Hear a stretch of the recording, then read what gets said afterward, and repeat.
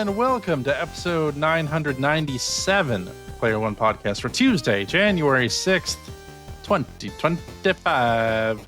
I'm your host, Chris Johnston. With me, as always, from Canada, Mr. Greg Seward. Yellow. How's it going? 2026 is great. Best year ever so far. Best year ever. Yeah. Yeah. That's all I got. Okay. And joining me from the great state of Washington, Mr. Phil Theobald. Well, hi there. How's it going? I'm fine. Yeah. I'm fine. We're all fine here. We're all fine. I'm doing. How are okay. you? Yeah. I'm doing okay. Oh, that's good. want That's me? good. 2026. Okay. All right, everyone. Yeah, that was great. Yeah. Good. I saw the comment from Mr. Nelson. He was listening to one of our episodes, I think 995, where we were talking about the cost of gaming in 2026. That's about to be ridiculous. Yeah. Yeah. I mean, it was already depressing. ridiculous. It was already ridiculous. 2025, it was ridiculous. Yeah. And then now it's just going to get worse in 2026. But the problem in is terms of hardware, and not so much like software prices. I think don't sit there and say software prices are it's okay. the shift away from physical media is making it a lot harder to shoplift. Right. But luckily, right. Ever since we shifted away from physical media, of course, they passed the savings along to the consumer. Oh, naturally. That is actually true. Yes. So no, that never happened. Wins all around. Mm-hmm. Never happened. Never happened. Uh, You guys want to talk about some video game news? I mean, yeah. Let's get into something more uplifting. Yeah. Okay. Let's start off then. Not with the first story that's on the outline. The first or second stories on the outline. Well, wait, why not? What? I haven't looked at the outline yet. Don't look at it. Don't look at it. Well, we can just we'll start with that. Fine. Two industry luminaries have passed recently that we haven't talked about. Vince Zampella of Infinity Ward and EA and your Call of Duties, all of that stuff, passed away in a car accident over the break. And then David Rosen, the founder of Service Games, aka Sega, passed away on Christmas Day. Oh, I mean, he was 95. Yeah. So still tragic, but yeah. no. Vince Lived was a long 55. life. Yeah, that's not good. That's not great. Right. Yeah. Anyway, that's our uplifting stories for well, all right. 2026. Okay, maybe something a little more uplifting here. You know, Hamster Corporation. They released the Arcade Archives series of makers of Ridge Racer. Yes. Games makers of Ridge Racer. They have released their 500th release, and as a special. God, there are 500 of those. I know. That's crazy. I've been doing one a week since like 2017, 2016, something like that. Anyway, it's almost as regular as this podcast. But not as regular as the hosts. True. Speak for yourself. Oh, might want to get that looked at. Oh, Daddy went out and bought some gummies. Wait, what kind of gummies? Fiber you really? gummies. Oh, fiber gummies. Yeah. Well, that's not. Okay. That's not what I nearly need. as exciting.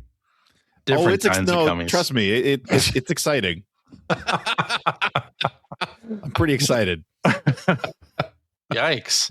Well, Space Invaders has come to the Arcade Archives Space Invaders series. The OG, the original. Arcade Classic. The Arcade Classic, yes, is now available on basically every system. Your Switch, your Switch 2, your PlayStation 5, your PS4s, and your Xbox Series consoles. And this includes the black and white version and the color Space Invaders. Yes. So do they send you like a screen overlay for the color Space Invaders, or? Well, yeah, there's two settings. There's one that gives you like a pixelized color like background, and then in the options you can change it to the overlay that was used in the actual arcade. That's just like a nice photo. Cool. So you can choose what you want. Yeah. I think that's kind of cool. I see myself running out to buy Space Invaders, but no, but it's a cool neat that it's thing. there. It's important. It's an important game. Though? Here's the problem: is Space Invaders, like arcade perfect Space Invaders, has been available, for quite some time. Yeah, there's like, it's not a difficult game to. Well, there's like the Space Invaders Invincible collection. Yeah, which I have. Space Invaders Forever.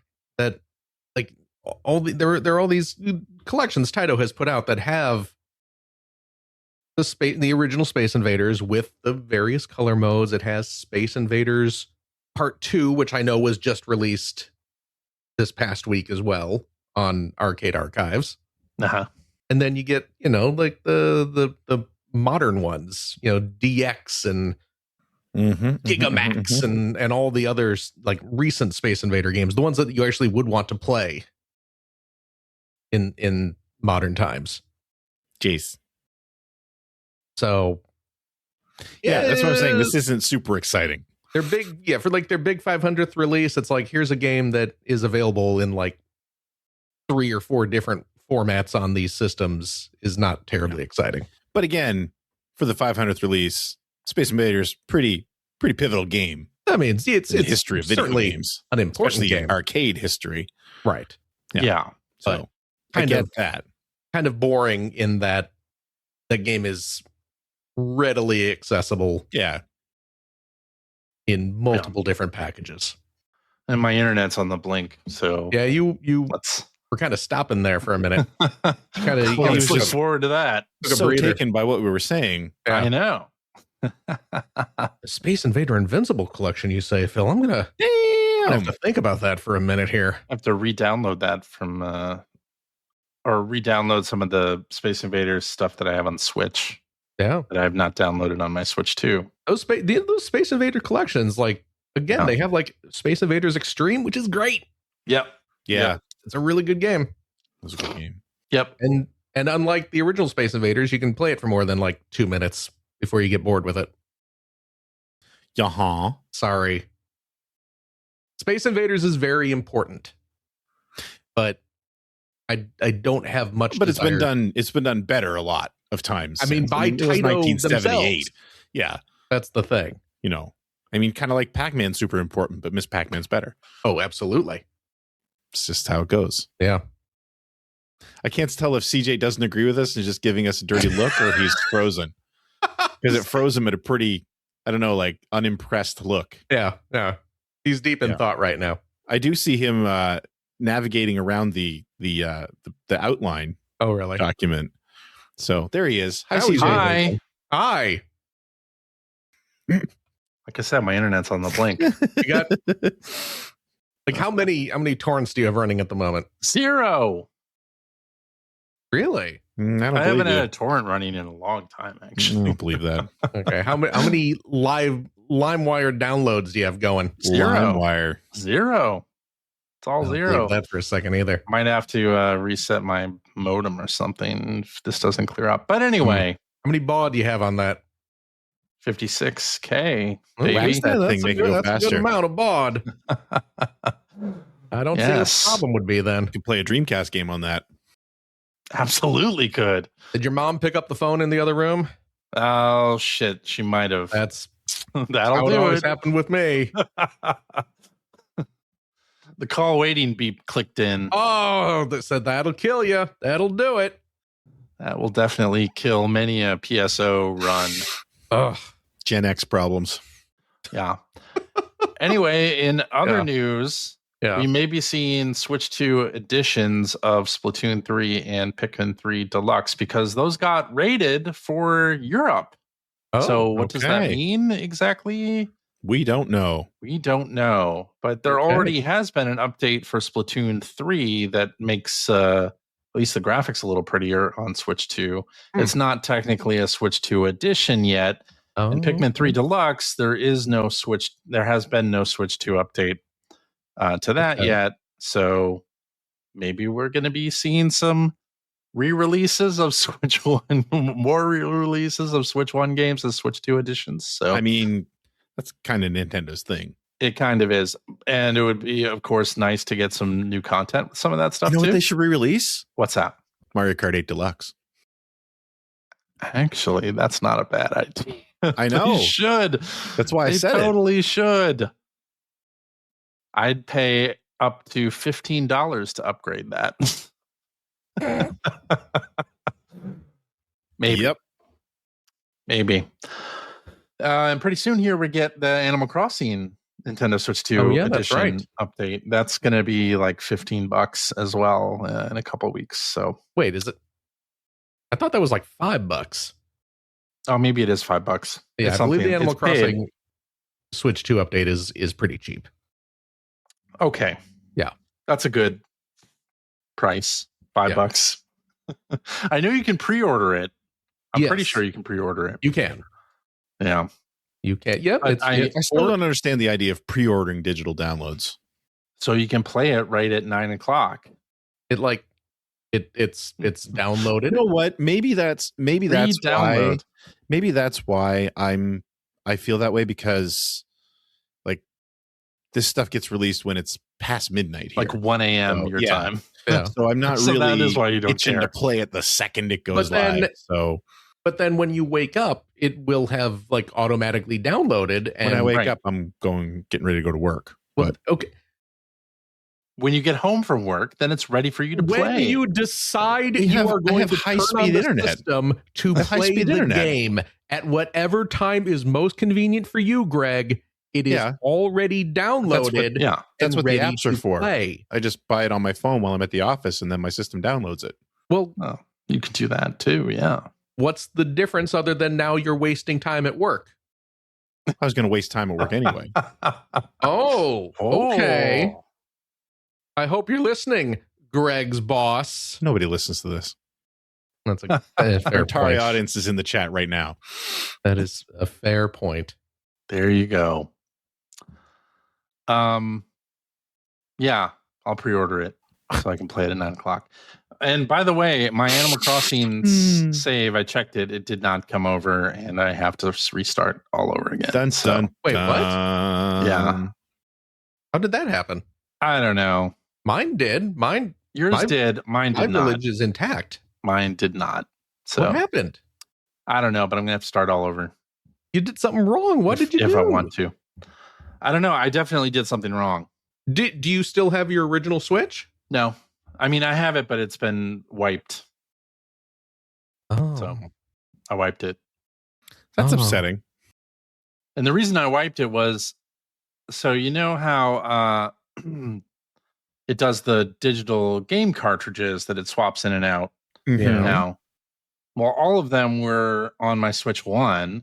And if I wanted to re-download anything on my Switch 2, I had to go to my Switch 1, power it on, connect it to the internet, and eject it from the Switch 1 so that I could load it on the Switch 2. For every game? I was like, for every game, yes. If it was on the memory card on the Switch 1, I had to do this for every game. Oh. And that's because I didn't do the system transfer correctly. Jesus. And so I decided what I'm going to do is I'm just going to wipe the Switch 1, just set it back to factory settings. And that basically ejected all the games that were on the Switch 1. There's no way to do it in a batch on the Switch 1. You have to do it one by one. That I believe. If you want to do it. So I just wiped the Switch 1 and it ejected them all. So wipe them out. All of them.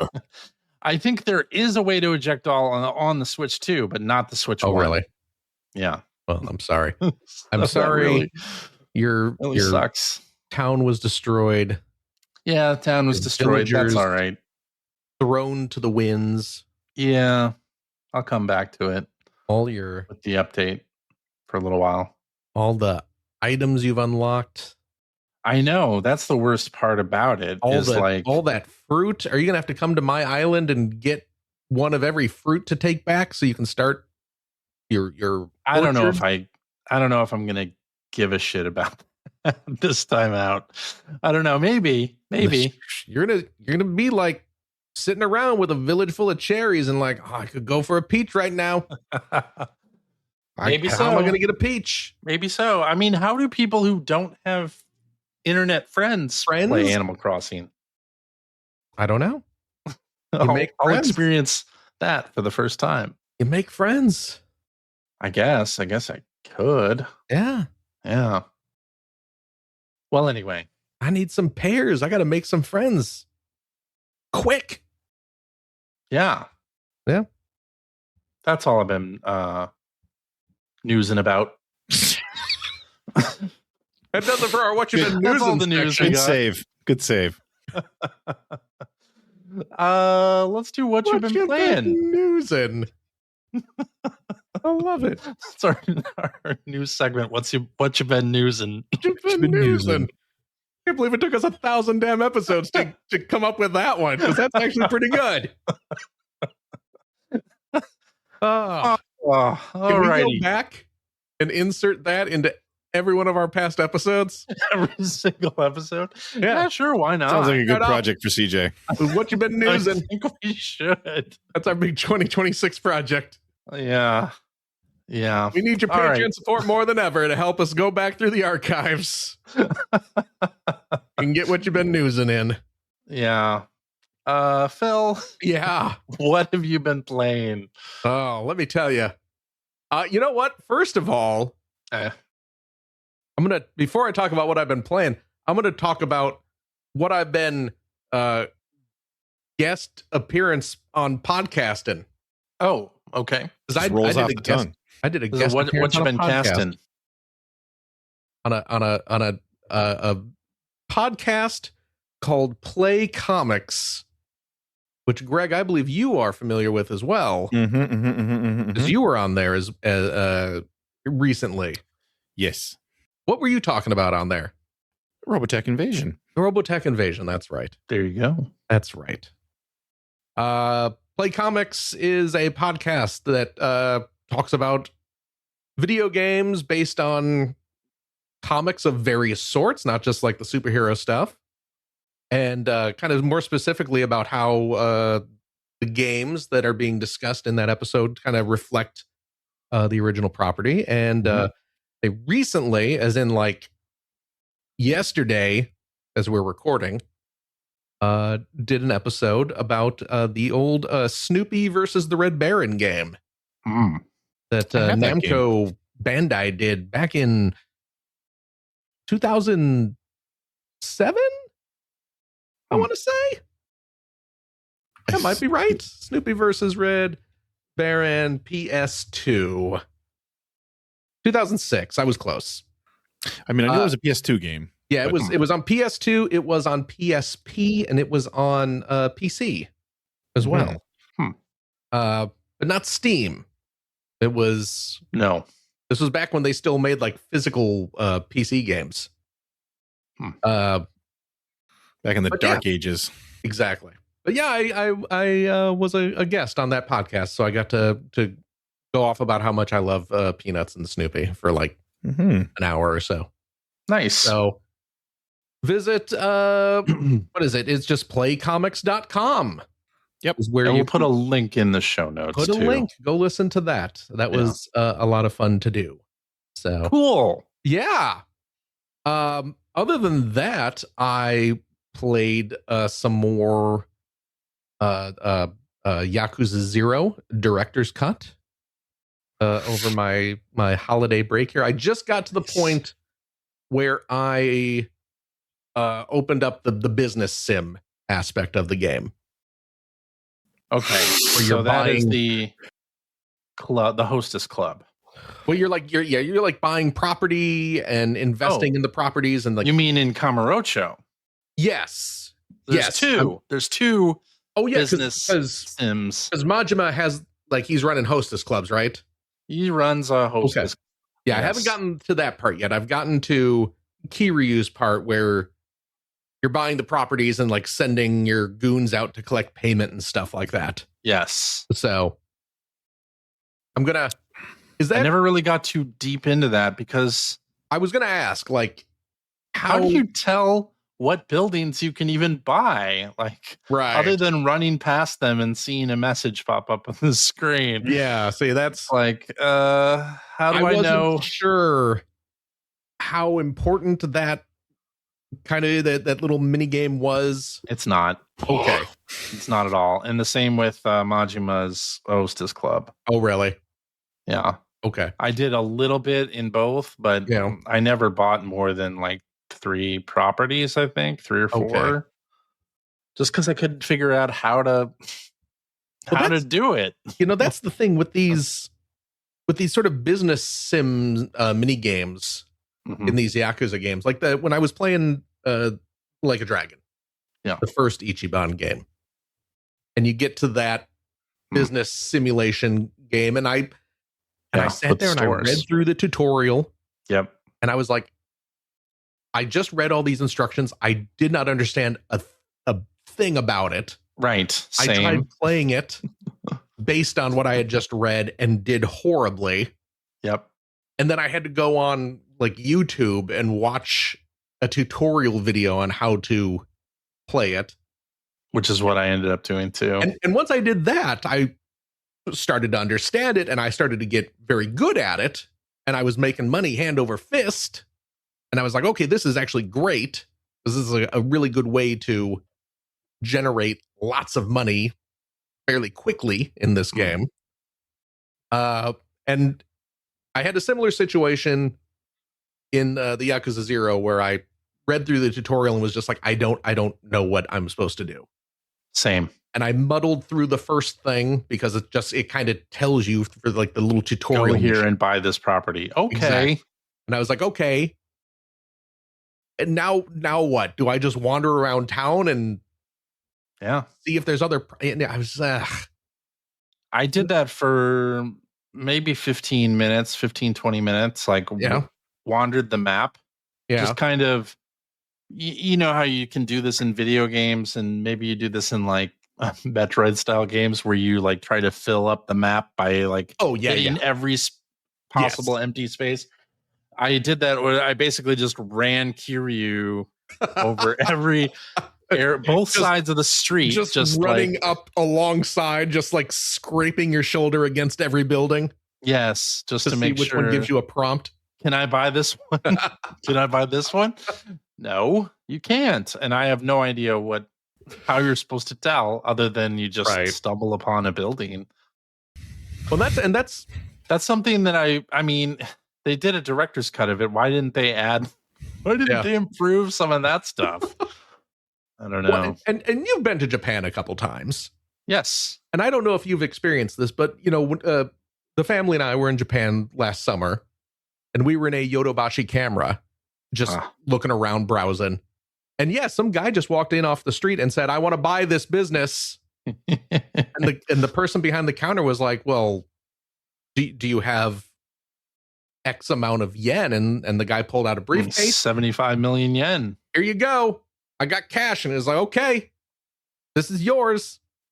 And the person behind the counter just gathered their belongings and left. And the new guy just took over. That's how it works. It's a very interesting culture. The way it's so different from how take everything that you know about Japanese culture from the Yakuza series. Yeah, that'd be Ranma good. and Yakuza are my my 2 cultural touchstones for how Japanese society is structured.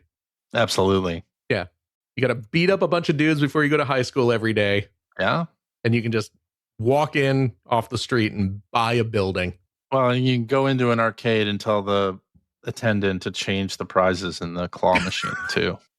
Yes, you can do that. I don't like the plush that are in the claw machines. Can you mind changing those out for me? Sure thing. As long as it's a Sega arcade, you can do it. Yeah. Oh yeah. The Sega arcades are very accommodating to that sort of thing. Yeah.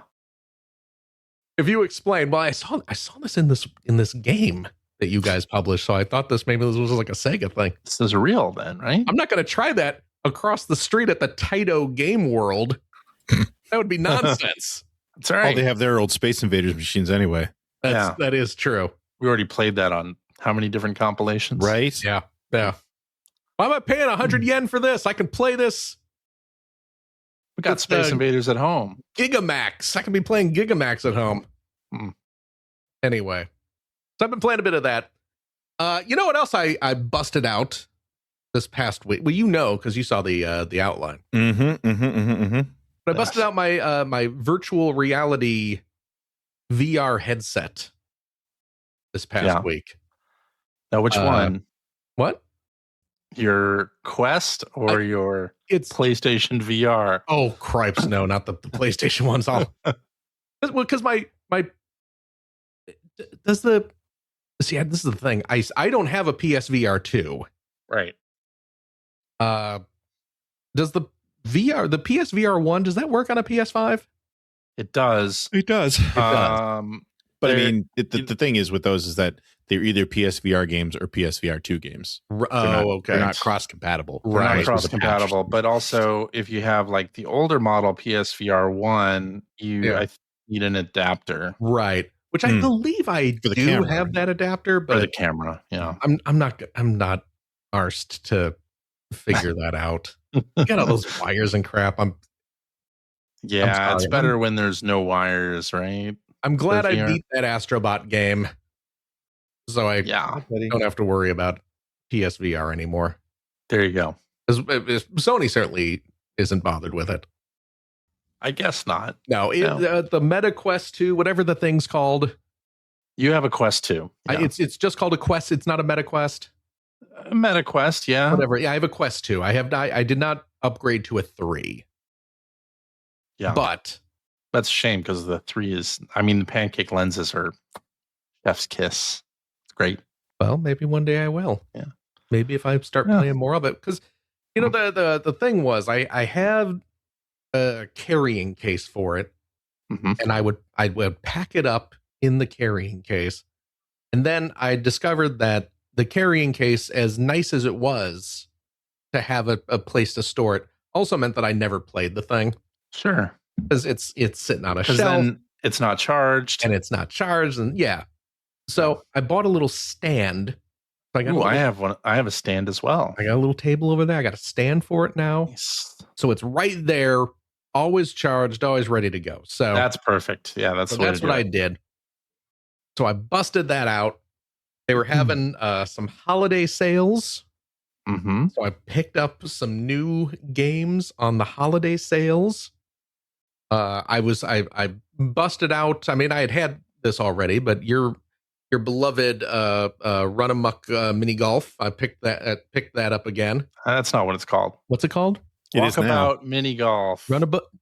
Walk a mile mini golf. Walk around mini golfs. Walkabout mini golf. So I started play. I picked that up again. Played a little bit of that. I bought the Wallace and Gromit table finally. Ooh.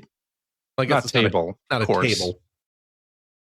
That ties into the other thing that I was playing, which was the Pinball V or FX.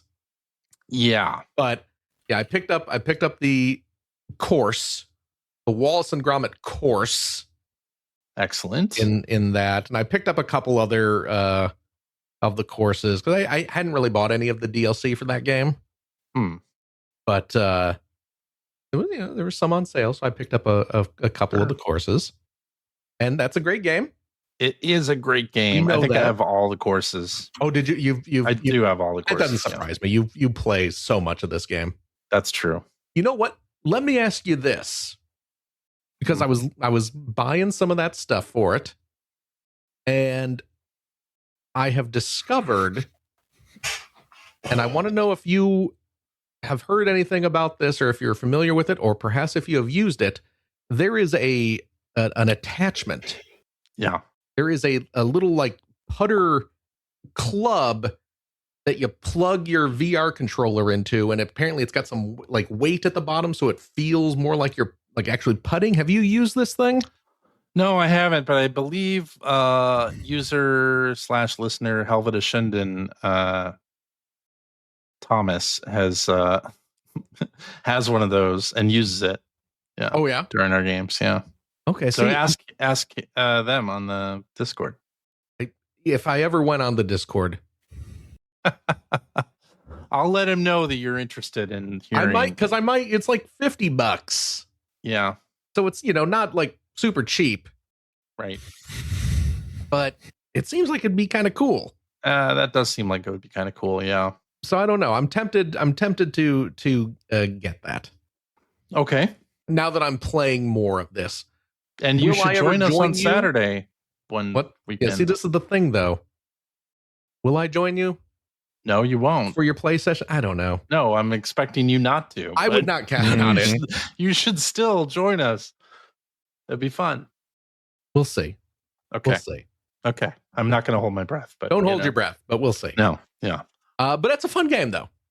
It's a really fun game. It is. It is really great.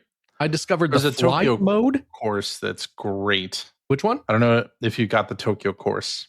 I did buy that one as well. That's super fun. That's a really neat course. Yeah. And I was just saying, I discovered there's the flight mode in there where you can hover around like Mary Poppins. It's true. You can.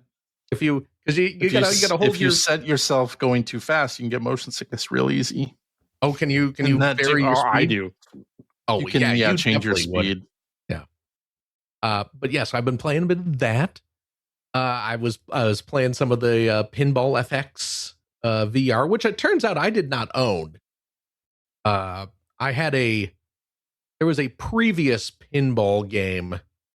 Aha. Because someone wrote in a couple weeks ago asking if I was going to buy the Godzilla tables, because the Godzilla tables came out on there. And I did not have the Pinball FX VR. Okay. But now I do. I have not bought the Godzilla tables yet. Just because they were like $15. I picked up a couple tables that were on sale. The Godzilla tables are $15, and I've played them on consoles, and they're not super great tables. Okay. Your boy loves some Godzilla. That's true. The Godzilla tables are not that hot, but boy, oh boy, I do love playing VR pinball. It feels great. It feels like you're playing a real pinball table. You can like lean in super close if you want to see like the detail and get a good look at like where all the ramps go and stuff like that. That's cool. It's a lot of fun. Just don't lean on the table, like physically lean. No, I'm not. That'd be rough. Like lose my balance. No. Right. For as much as I do buy into the generated world of VR, because my brain is primitive, I have not tried to lean on a virtual surface. I think I said it on the show a couple of weeks ago that I have done that in Walkabout Mini Golf. Yes. Yeah. Put my hand to like rest on something and it wasn't there. It wasn't a real surface. No, you can't do that. Can't do that. No. But I will, I'll duck down and like move my head into the pinball machine to like get close up to stuff. Oh, it's great. Heck yeah, that's fun.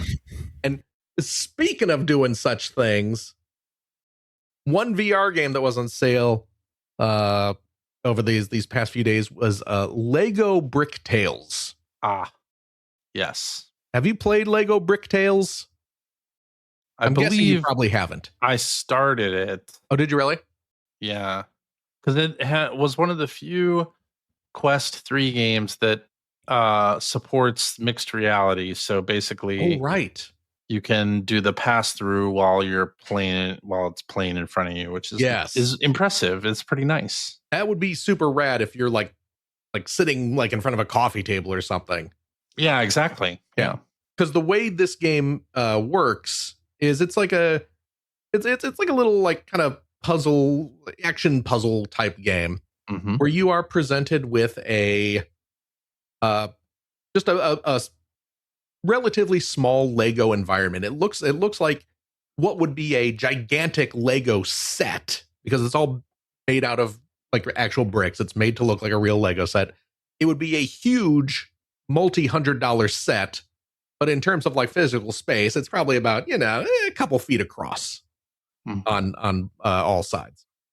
And so you have this little kind of diorama environment, and you control a little Lego minifigure moving through this environment, solving puzzles by building Lego structures.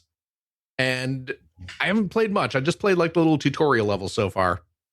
But it's super cute and super fun because you get to actually like pick up the bricks and click them in place and stuff like that.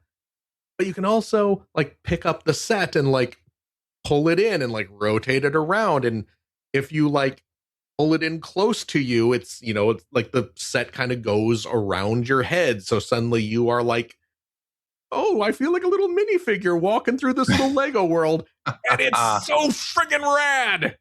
That's cool. Like all my dreams of like building a giant Lego. Like I got the up on one of my shelves here. I got the, let's see, whoop, right up there. You can see the Ninjago City set. Yeah. Right up there, which is such a rad set. And you're putting it together and you're like, oh, I wish I was a tiny little minifigure so I could walk around in this little world I built. And now you can, and it's so neat and cute. So nice. Yeah, I'm having a good time with that. And I picked up a game with a horribly generic title. It sounds like friggin' shovelware. Premium Bowling. Which is just like Premium Bowling. Like it's embarrassing to say that I purchased a game called Premium Bowling. Yeah. But it's actually a really rad bowling game. Oh, cool. I don't know. Should have called it Rad Bowling. They should have. It would have sounded less like some crappy iOS game. I love bowling. I don't know if you know that about me. I love a good fishing game. I didn't know that about you. Actually. And I love a good bowling game. Bowling games are fun. You like bowling in real life? There aren't enough good bowling games. I do enjoy bowling in real life. I do not bowl in real life very much, just because that involves going outside and you have to pay money like every time you want to do it. You've kind of answered my next question. Oh, yeah? Do you like fishing in real life? Oh, God, no. Okay. No, not at all. Yeah. You got to touch worms? No, thank you. They don't have to. No. Man. No, one of the coolest experience. I don't like fishing in real life either, but one of the coolest experiences I had when I was working at a television station for a short while, one of the shows we had was a fishing show. I got to be the camera operator on that show for a few episodes. Nice. Literally just standing in like chest deep water with a camera that I wasn't allowed to get wet. Oh, God. It's pretty cool, though. It was an interesting experience. Yeah, that's interesting. Yeah. We a couple of years ago, I think this was prompted by Dana's parents. They'd come up to visit, and we went to a fishing farm type thing. We took Finn fishing. Sounds awful. Grandpa wanted to take Finn fishing.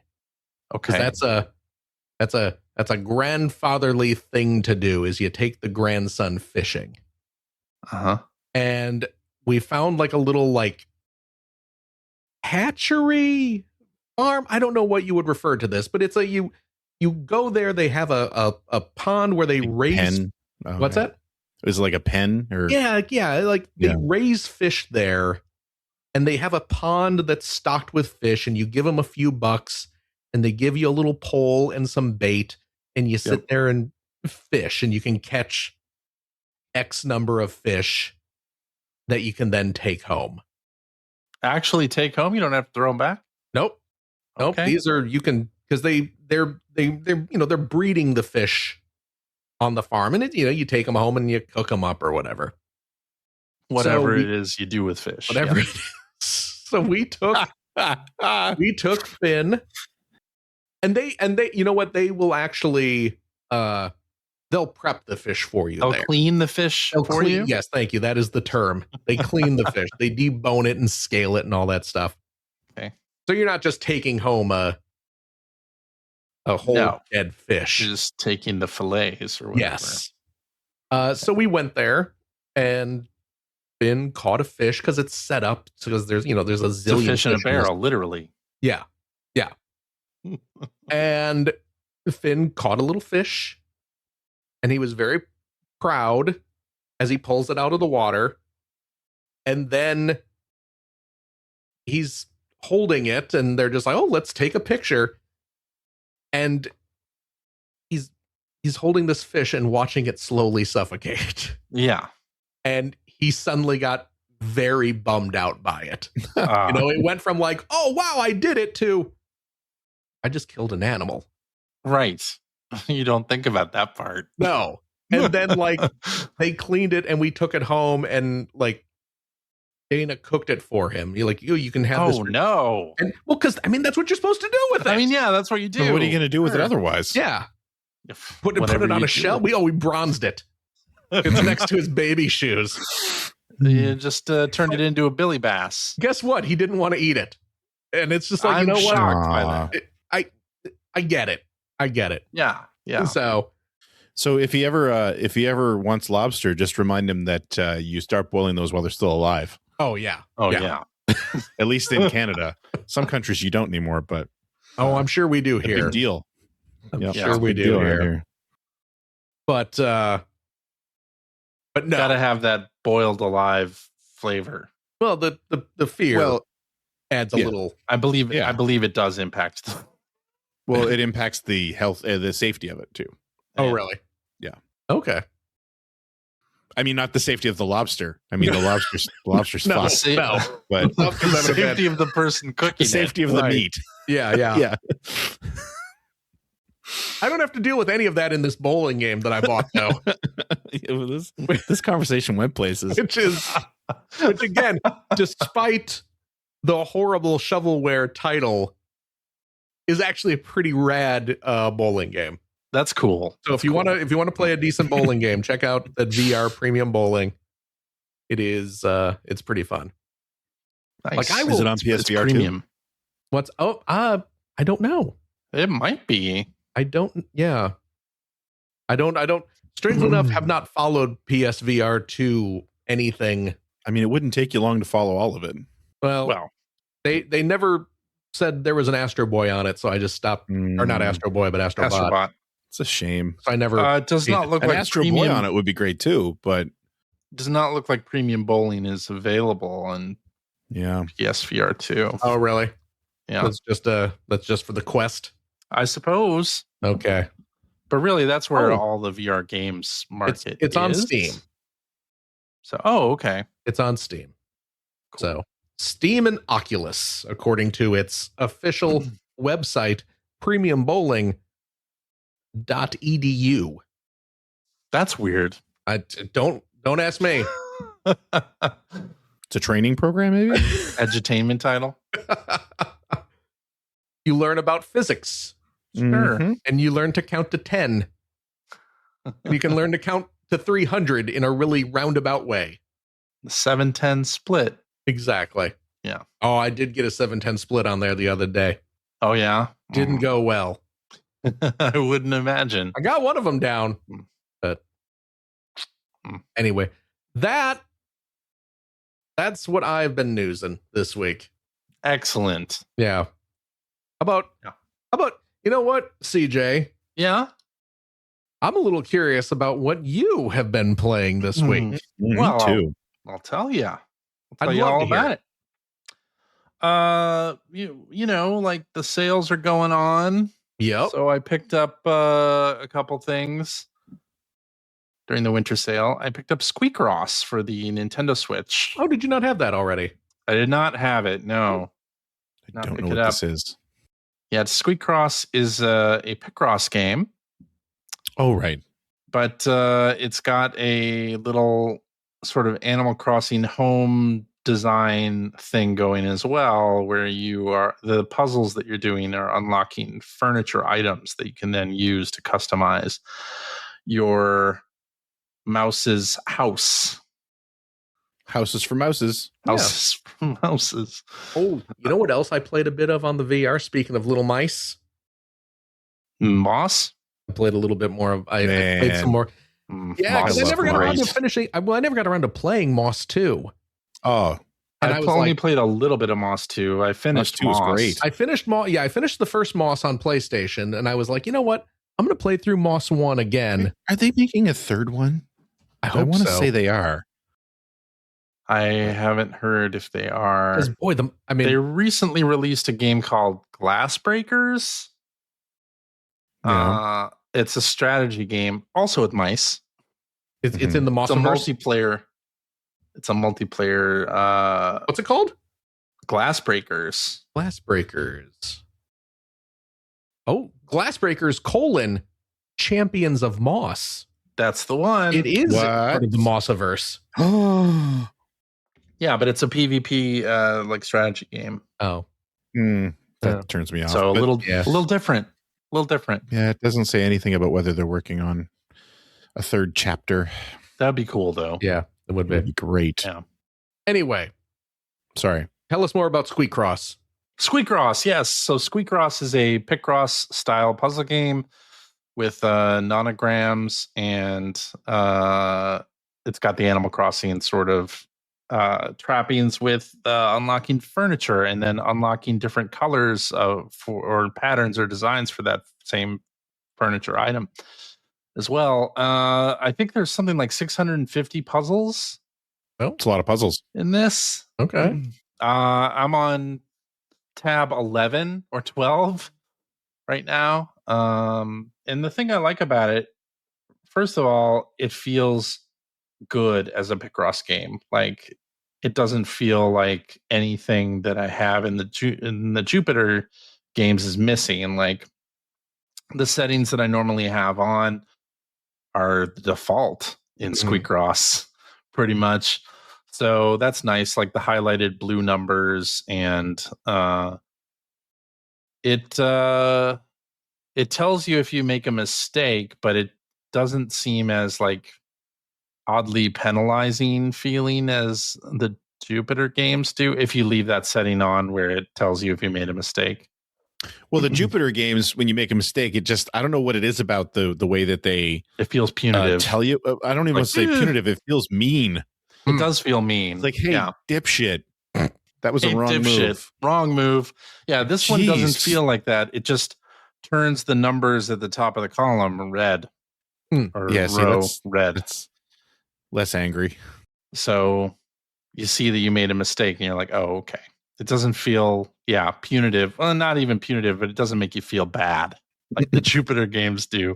I turned that setting off immediately on the Jupiter games to just don't correct my mistakes. So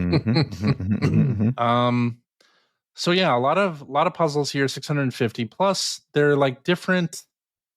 You know how Clip Picross works in the Jupiter games, where it's different sizes of puzzle.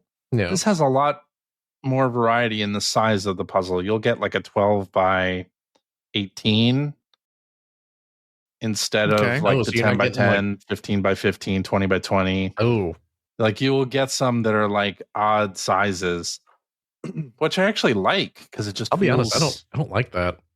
It feels different. I like it. Have you played much Squeakross? No, I played a couple puzzles. I got sidetracked and I just haven't had a chance to go back to it. Right. I actually I really like it. And also the difficulty. I feel like there is a much better ramp in this than in most of the Jupiter games, where I feel like when I was starting in my Picross journey years many years ago, it felt like I would hit a wall not too far in, and this one, it's like it's giving me some pretty big puzzles, but I feel like they're still doable. I feel like the difficulty ramp is good. Even if I run into a puzzle that's really big, it's like I can usually suss it out. It doesn't feel like, I don't know. Sometimes the Jupiter games, it feels like I hit a wall, and I have to skip a puzzle that's giving me trouble or something like that. So I haven't run into that with this. But I've been unlocking a lot of stickers. You can like decorate the title screen and the puzzle select screen and stuff with stickers, which is cool. You can decorate your house. I honestly haven't done much of that. I've just been playing the Picross side of it. And it's been very enjoyable. Good. Has good music, except for the 3-second loop that plays on the puzzle select screen. But I'm not on that screen for very long. So, I'm enjoying it quite a bit. Oh, good. Yeah, they did a great job. Squeakross on Nintendo Switch. It's also on Steam. And then I've also been playing Promise Mascot Agency. This is a game that I played a couple months back because it was on PlayStation Plus game trial. If you have PlayStation Plus Premium, you can play a game trial for like an hour, maybe an hour and a half. And I tried it, and I liked what I played of it, but kind of set it aside. And then with the Steam sale, it was cheap. I was like, you know what? I would like a game that I can play on the Steam Deck and just kind of have fun with. Maybe I'll pick up Promise Mascot Agency. So I picked it up again. This is a game by Kaizen Gameworks, and they did Paradise Killer before this. That was their first game, which I never played much of. I played a demo of that and thought it was okay, but I put it down. And then played this. Basically, I can describe it as a Yakuza style game, except it's leaning into the weirdness and the business sim management stuff entirely. Like there's no like fighting or anything like that. It is leaning entirely into the management stuff. And you are Yakuza. Your name is Michizune, and you are involved in some accident that happens on a money exchange, and you are exiled to this town that is thought of like worse than death, that you've been exiled to this town.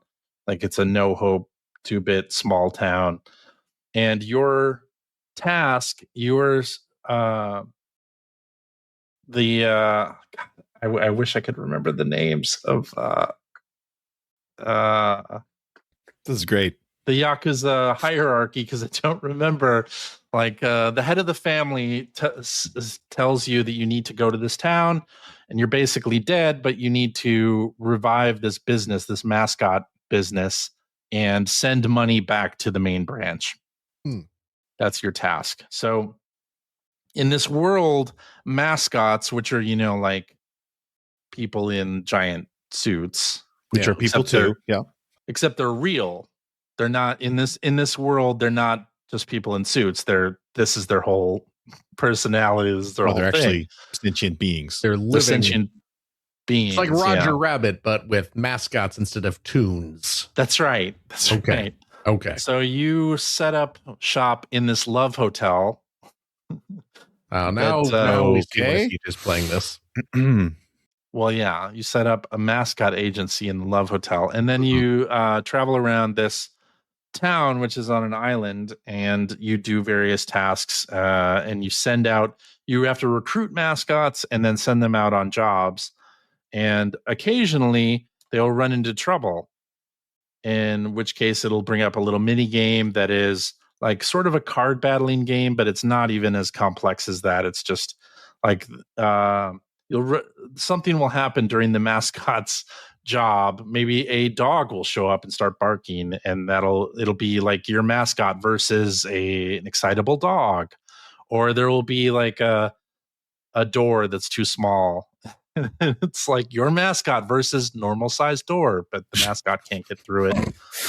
Or uneven footpath, and then later on in the game, like the opponents get a little darker, get a little more spooky, and you have to deal with them. But you collect cards. These are your mascot support heroes that then can defeat the dog or the uneven footpath or the normal sized door or the cash register that's malfunctioning or the vending machine that's spitting out coffee.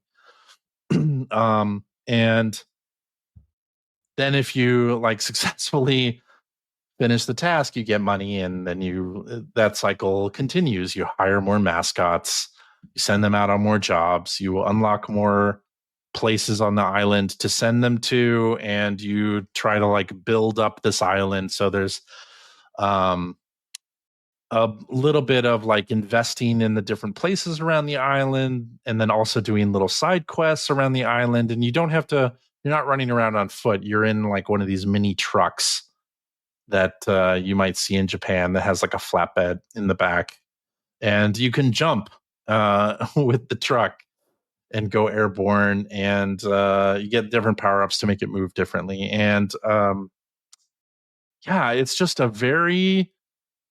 it's all the eccentricity of the Yakuza series contained in one game, but it gives you a lot to do, a lot of like fun mini games, a lot of things to collect around the island, and there are parodies of different like Japanese tropes. Like there's a Super Sentai sort of hero that is all like traffic signs, and he pops up from now and again.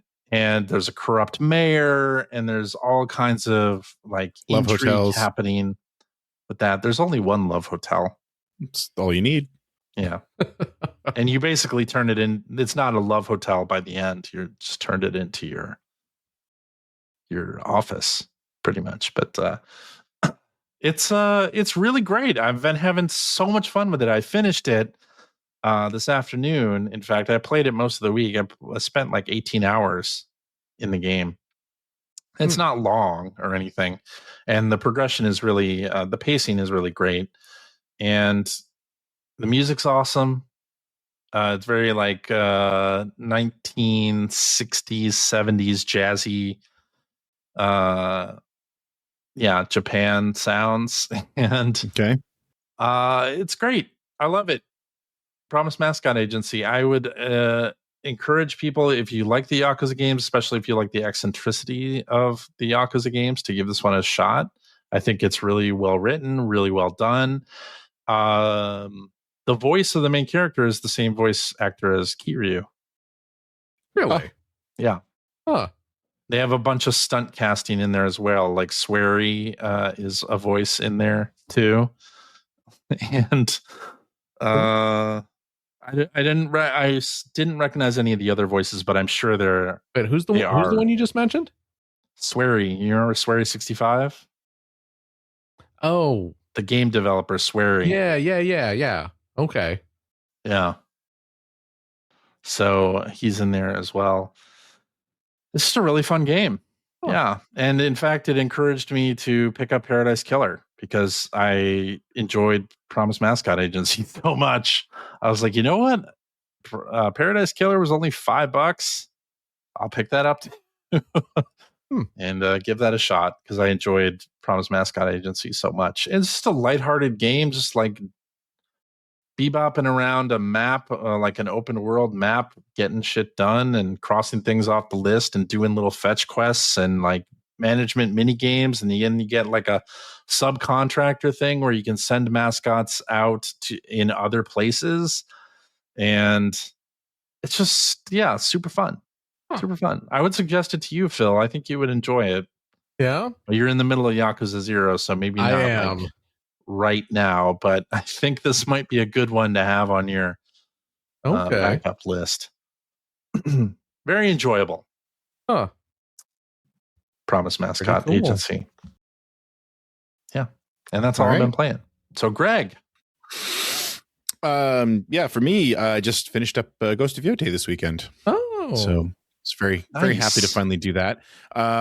Ended up getting a platinum trophy on it too, which isn't a thing that I normally do, but I finished the game and I was like 2-3 trophies away from a platinum, and just like, well, I'm going to go do that then. I'm going to clean that up. Because, as is the case with most of these open world games, you finish the game and then you're back out into the open world and you do a little bit of cleanup. This is exactly what's happening with me and Promise Mascot Agency. I'm right back there. In the open world. So, although I like the way they handled it because, like, they do with the ending, they do like 6 months later, right? And then like So there's a whole scene, and I don't want to give away too much of it because it's a major story point, obviously. But at one point, Atsu is sitting with one of the characters after the 6 months later. They're sort of walking around, they're collecting mushrooms, which is a callback to an earlier scene, a really pivotal scene early in the game.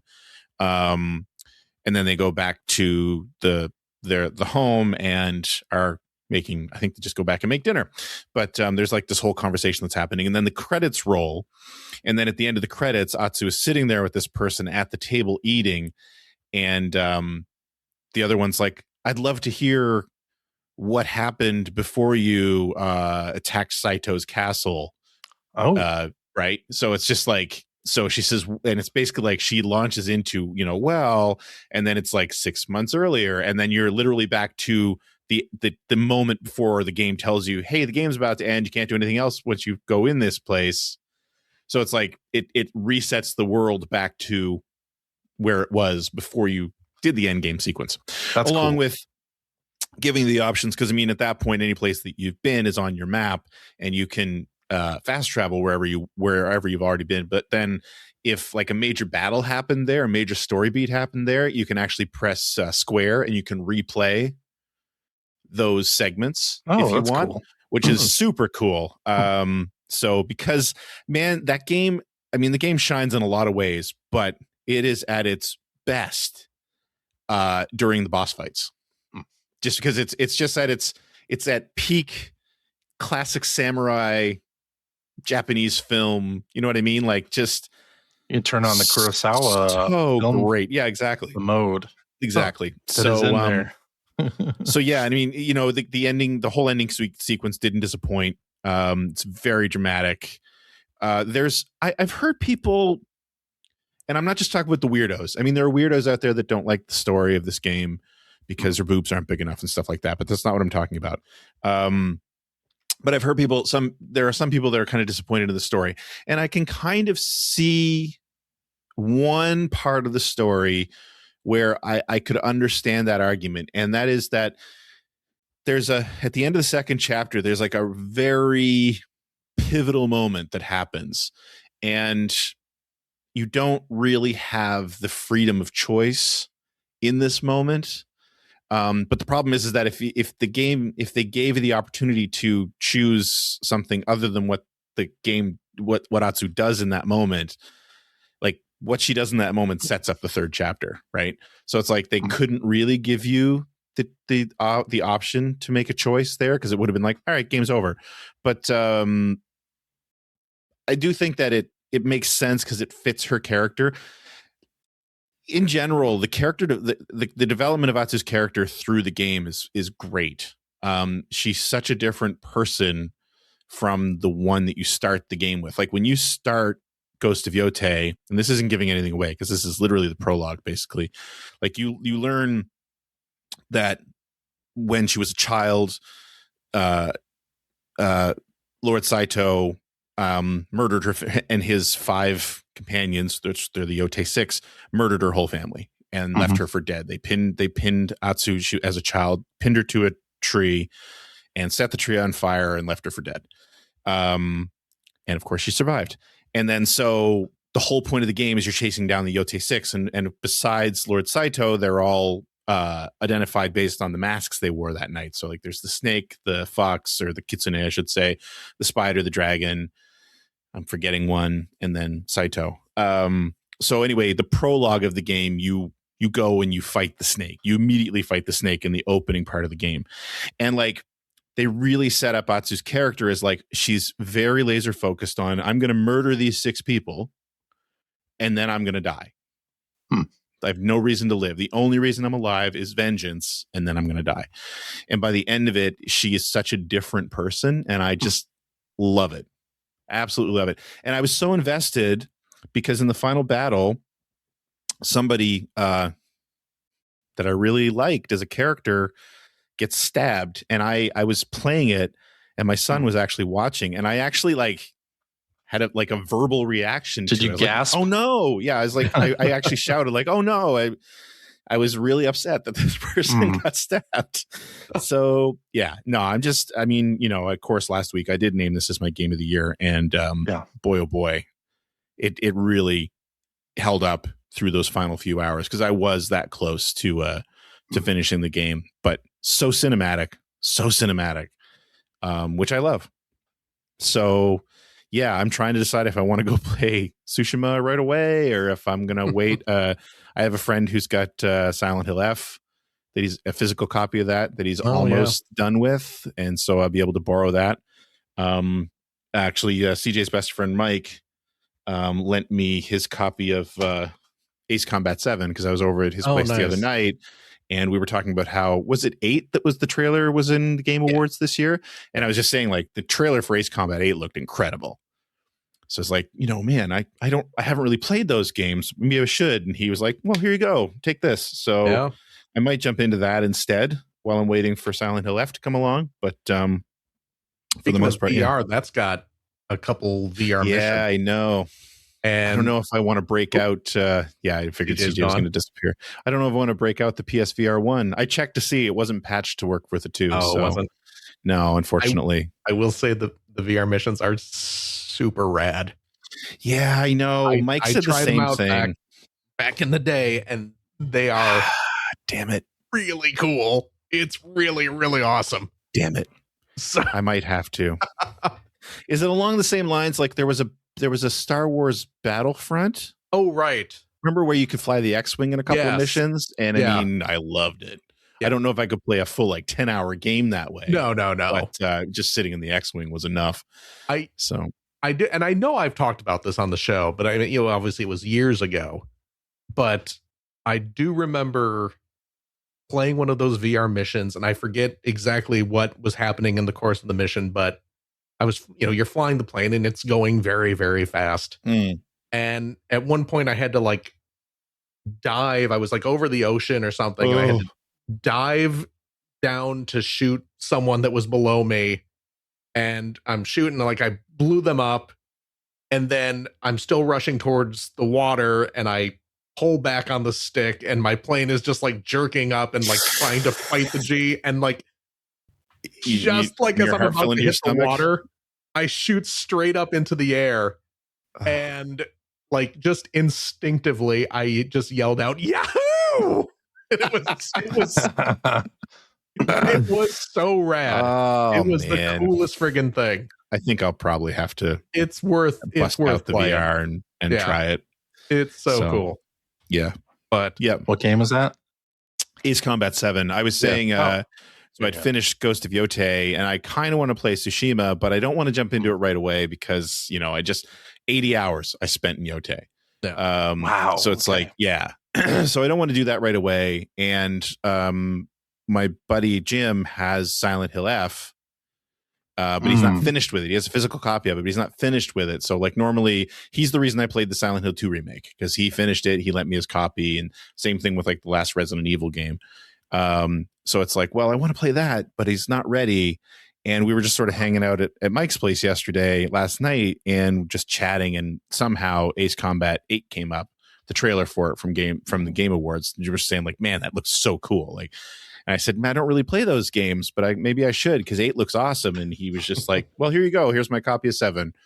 So I have that right now. I have it installed. I haven't played it yet, but Phil was just telling me that I need to play the VR missions.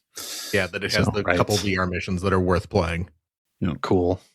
Because it feels like you're in a plane and CJ would vomit everywhere. That's what I'm thinking. That's absolutely true. Yeah. But anyway, that's what I've been playing. Speaking of Silent Hill, you know who picked up a copy of Silent Hill F the other day? You? My kid. Really? Yeah, for Christmas, he got a bunch of Steam codes from various family members. Now that he's branching out and playing actual video games. And not just Roblox. Not just Roblox. And he popped downstairs the other night and he was just I just picked up a new game. And those, well, do tell. And he picked up Silent Hill F. And I was just oh wow, that's cool. I'm really are good. You in, and he was digging it so far. So Cool. Cool. Ugh. Anyway, that's all I got for what you've been playing. Alrighty, then I guess that means it's time to head to blue skies. I wanna fly sky high. Let's go together. All right, let's do this one from Hacker Alias, the Defective Ram, who says, what do you think is going to happen to Xbox in 2026? It's going to become more and more a service and less a piece of hardware. Yeah, it seems likely. I think, you just look at Microsoft's laser focus being on AI and not games or anything else at this point. And they're not the only ones, but the fact that Microsoft and Xbox is run by Microsoft, a tech company that is now not looking at games at all. Right. That doesn't necessarily bode well for Xbox hardware, for sure. Yeah, I think the writing was on the wall a long time ago, and the more successful Game Pass and the better game streaming became, especially when they started doing things like, hey, your TV will run Xbox games now. Oh yeah. Yeah, it's like, to be honest, this is the beginning of the end for the hardware. With the price on video game hardware going up, true, only getting higher, like maybe a setup like that isn't going to be bad in 2026, but I don't have the confidence that they're going to focus on that part. It's been a while since they focused on that part of the Xbox experience, I feel like. But good point. Hardware, that's basically over. I don't know. I guess they'll do more stuff like the ROG Ally X. That's what I mean. I think you'll be seeing more and more stuff that depends on streaming content rather than,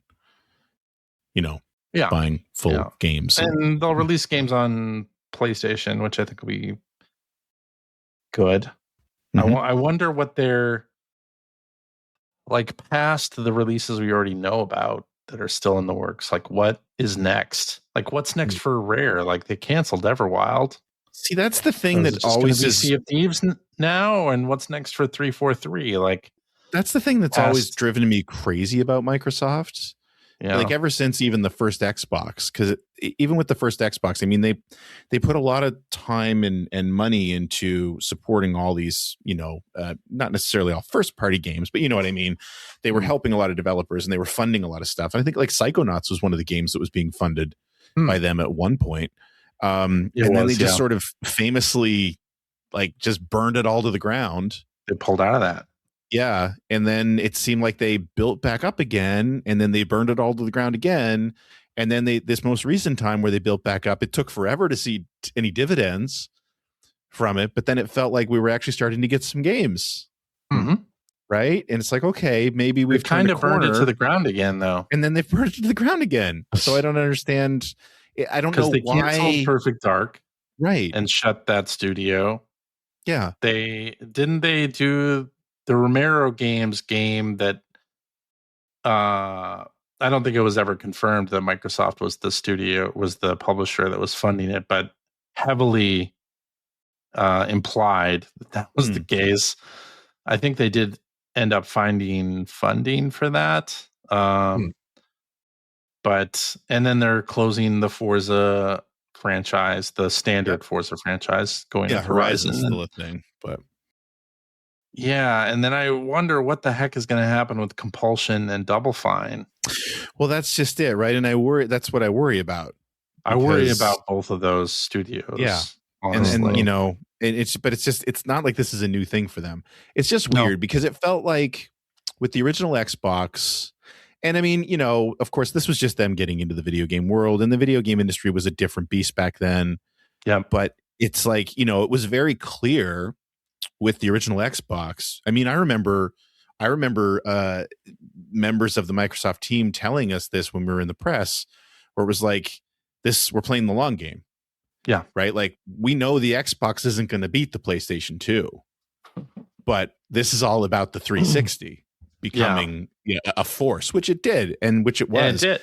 Yeah. And it was so impressive now, I mean, they had the money to do that, but it was so impressive to see a company like that saying, like, we're in this for the long haul. But it seems ever since the Xbox One, they're in it for the short term, like constantly. Well, so I don't know. Yeah. The Xbox One, they were in it for TV. Well, and that we're not in it for. That was the tipping point. Yeah. But, and then they came back and they were into it for games. And then. Yeah. Microsoft's priorities have definitely shifted. That's just it. And I wonder if it's, I don't know why it would be. Like I said, the industry is such a different thing than it was back then. Yeah. But they had a very strong core group of champions who were running the Xbox division back then. And I don't know that exists anymore. I don't think so. Yeah. I don't get the impression. No. I mean, I get the impression that Phil Spencer, cares about games, but honestly, if he doesn't have the support above him, right, that doesn't matter then. That's what I mean. Like back with the original system, like Seamus Blackley and Ed Freeze. Ed Freeze, and like there was that core group that seemed like they had the support to go and the trust to go do what they felt they had to do. And it just doesn't seem like that exists anymore. It does not. It's sad to see it. It is. At least Sea of Thieves is still around and still kicking. I fully believe like that game never would have come out if Microsoft had been in a better position in 2018 when it came out, or when did it come out? 2018, 2017, long time ago. But I figure that would have been long canceled. But it became popular later. It took like a year for it to really get on its feet, as sometimes happens with multiplayer games. But anyway, let's do another tweet. This one from hacker alias Mudron, who says, with 2026 and 2027 being the 40th anniversary of Zelda and the Zelda movie releasing in May of next year, do you think we'll get a Zelda compilation / remake alongside the movie? That said, what would you like Nintendo to do? And Mudron answers his own question here by saying, I would like a 3D Dot Hero style pixel remake of NES Zelda with a new unlockable Master Quest containing fun new stuff, essentially a redesign of NES Zelda with Breath of the Wild sandbox mechanics, NPCs, items, monsters from later games, and Ocarina of Time style overworld and dungeons, etc. Wow, that's a lot. And I just want to be able to play 3D Dot Heroes again. Good luck with that. Wow. That would be nice, though. I agree. What a really jerky response. My goodness. So rude. So rude. That's a fun game. Going back to Mudron's actual question,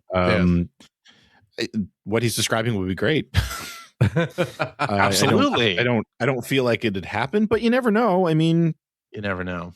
It would be really cool to see them do an actual remake of the first game of NES Zelda. Yeah. That would be interesting. Yeah. And then after that, they could do a remake of the best game, Zelda 2.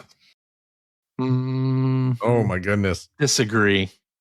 You're right. The best NES Zelda. It's been a while since I played it, so I probably should go back to it. But Zelda 2 is a good game. Zelda 2 is a great game. I disagree. Yeah, you don't know. What? For the most part, yeah. I like Zelda 2. I think the difficulty spikes are a little too much for me. Yeah, we live in a FromSoft world, my friend. I mean, you say that, but I don't hear Greg saying that when we talk about Kid Icarus. How many FromSoft games are you playing there, Greg? No, I'm not saying that I would, but I'm just saying that it's a world that appreciates extreme difficulty in its games now. So sometimes people do, yeah. I'd like to see them remake Ocarina of Time. I think that'd be fun. Remake I think if they Ocarina. were going to do a remake, that would be more likely. Yeah, I wonder what it would look like. If it would be like just up-resed chunky N64 style, or how they would do it. I'm very curious how that would look. But I'd be into it. I trust them on the visual side where it could look very good. But I'd also like them to release Wind Waker HD again. I would love for them to do that because I want to play that again. I finished it on Wii U and loved it, and now I don't have my Wii U anymore, and I want to play it again. Yeah, that was a great remake. I need to play it because I really love that game, and I just wasn't there to play that remake. So it's so good. Yeah. And it would look so good on Switch. Yeah. So, well. Who knows what they'll actually do? Hopefully something good. And that's our show for this week. I agree. I think that's where we stop. Was that it? Yeah. We've gone on for almost 90 minutes here. I think it's... Who wants to listen to us for more than 90 minutes? I know. That seems like a lot of us. I mean, I like us, but... Yeah, plus we got to record an after show in a bit here. That's true, too. Oh, my gosh.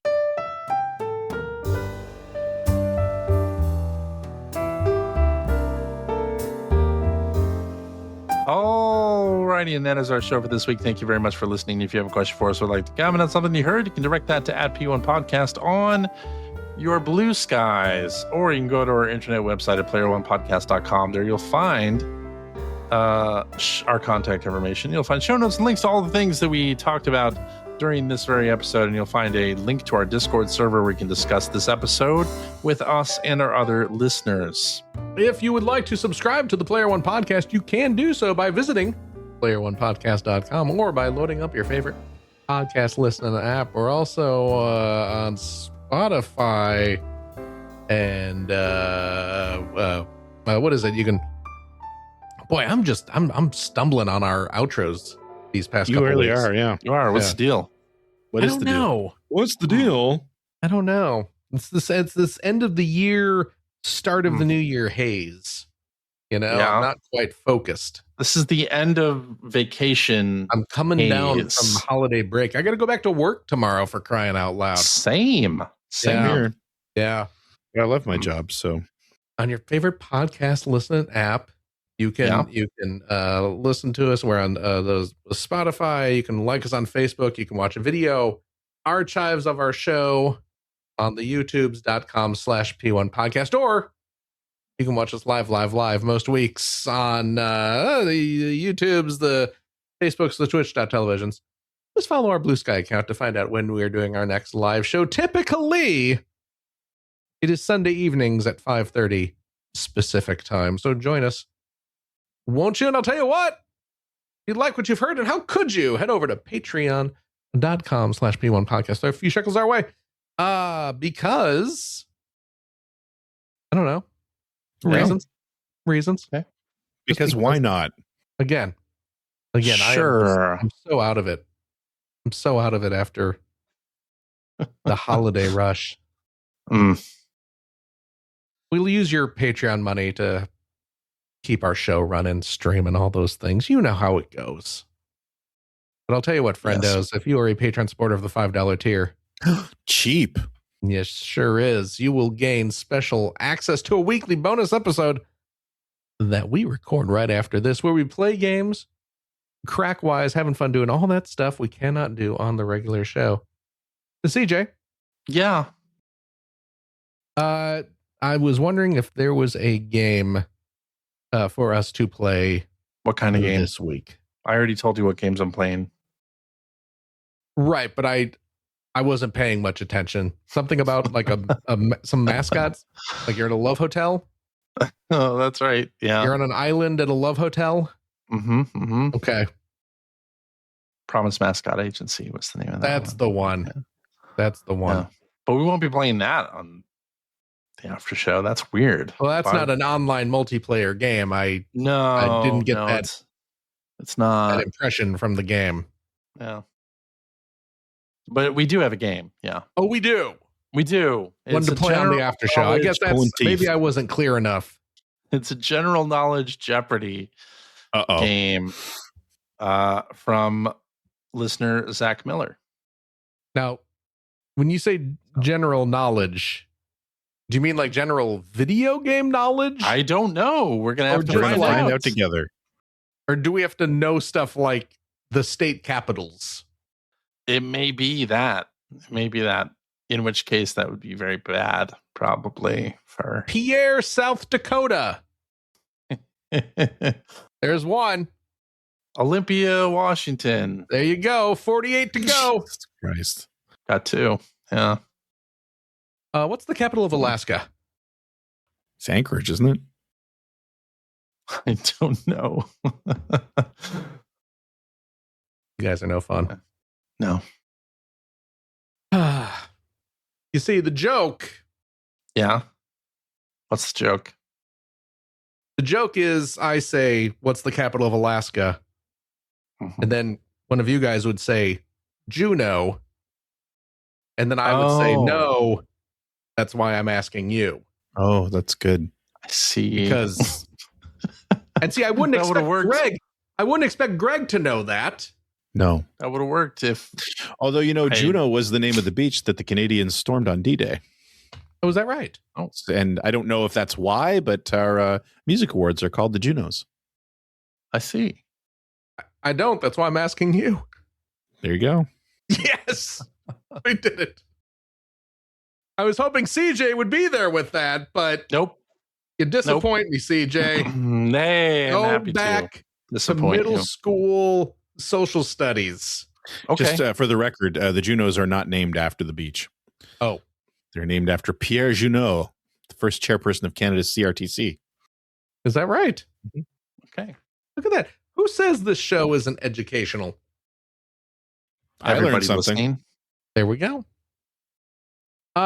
So we'll probably not do great if it's general knowledge. We'll find out, folks. Tune in. We really don't have a lot of general knowledge to the after show. That's true. Oh boy.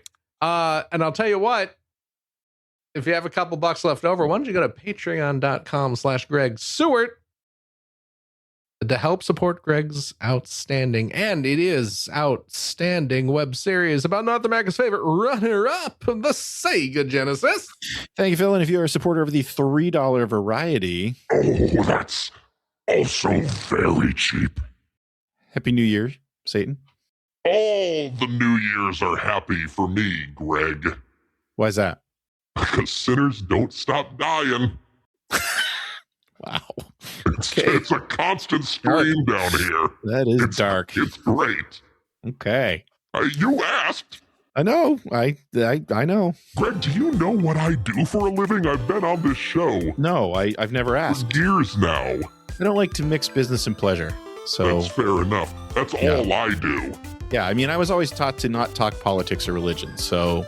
Oh, this is neither. I feel like the whole world could probably use that, but... This is one of those hobbies that you make into your job, kind of yeah, thing. Well, they say if you love your job, you'll never work a day in your life. A day in your life. That's how old Scratch operates, Greg. I can't tell if CJ is agape at what's going on here, or oh no, there he's moving again. He's frozen in fear and awe as he gazes upon the unholy visions of Satan himself. Looks a lot like Phil's. That's an optical illusion. You get early access to every new video I put out 2 weeks early. Please consider supporting the show. Thank you so much to those of you who already do. Absolutely. Is that it then? I think that's it. Yep. All right. CJ. Yeah. Thank you very much. Thank you, Bill. Absolutely. Gregory. Yo. Thank you very much as well. Thank you, Philip. Oh, Greg. Yeah. Look what just showed up today. Ooh. The new Lego Back to the Future DeLorean. Just was that a Christmas gift? It was. Oh, that's beautiful. From CJ's best friend Mike and our mutual friend Jim. Greg showing off the Lego Soundwave. Mm-hmm. I'm excited to get started Transformer set. That's a fun set. on that. Yeah. Have fun with that. Look at that. Look at all these fun times we're having. 2026 is off to a great start. Mm-hmm. We only have 51 more weeks to go. So many days to go. Yeah. And of course, thank you. Yes, you are lovely listeners, every single darn one of you. As always, please take care of yourself, your loved ones, your family, your friends. Be kind to each other and be kind to yourself as well. And well, by gum, we all hope to see you next week. Bye-bye. Bye-bye. And goodbye.